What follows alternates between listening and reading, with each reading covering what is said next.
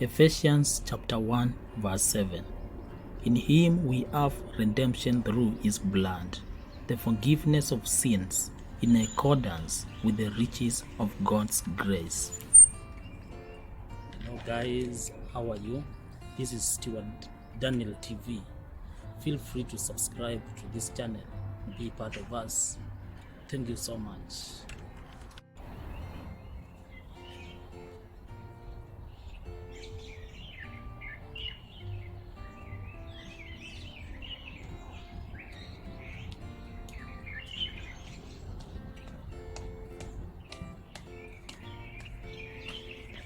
Hello guys, how are you? Welcome to Stewart Daniel TV. If you have not subscribed to this channel, please make sure that you subscribe. Tonight we are outdoors and we have a very important message which we want to record here.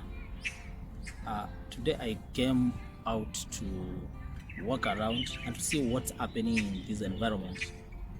So I've just arrived in a very nice place where it is cool, where it is silent, and as you can hear, the voice of nature is all over. So I saw it befitting that I can speak to you from here. So I take this opportunity to welcome all of us again to this YouTube channel. If you have not subscribed to the channel, please do subscribe and be part of us in this channel. I want to bring the message which I uploaded the last time in mother tongue. I know majority of you did not get to know what I was talking about, but I was talking about the grace of God. I drew my reference from the book of Ephesians chapter 1 verse 7, which says, in him we have found forgiveness of sins through his blood, and according to great riches in grace. So I was discussing shortly about the grace of God.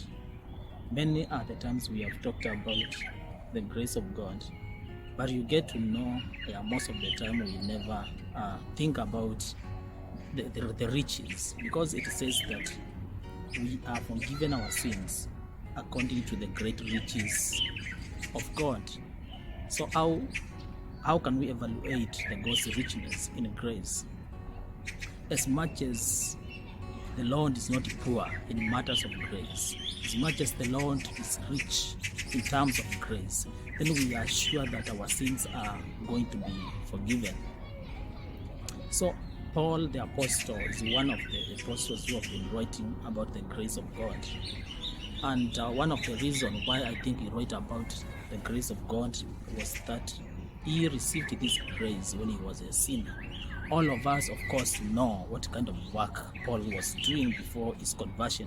He was going around and hunting Christians from cities and bringing them back for persecution. And these men benefited from the grace of God.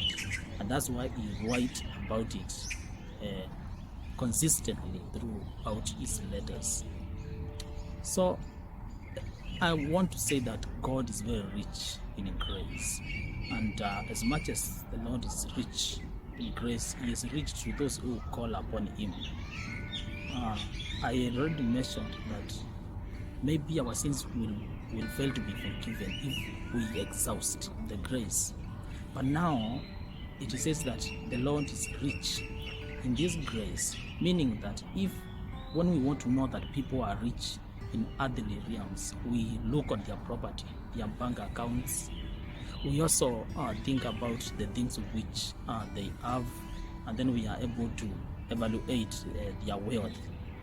And those are human beings. So I don't know how you think about it when it says that God is rich in grace. The riches of God, in another verse, says they are unsearchable. We cannot finish or exhaust the grace of God, because it is unlimited and it is given so that our sins may be forgiven. This is to say that the righteous people are not saved on ease, rather than as compared to the vilest sinners. The salvation of the eyes of God is the same grace, the same blood. So the grace is sufficient. And a good example about the grace of God we saw the thief in the cross, someone who has wasted his life, someone who has lived the life of ignorance, and on the point of death, he cries unto Christ, have mercy on me, and the person is forgiven. And then Jesus tells him, today I will be with you in paradise. That is a good example of the grace of God. So the Lord whom we serve is so rich in grace. So thank you so much for tuning and following us to the end.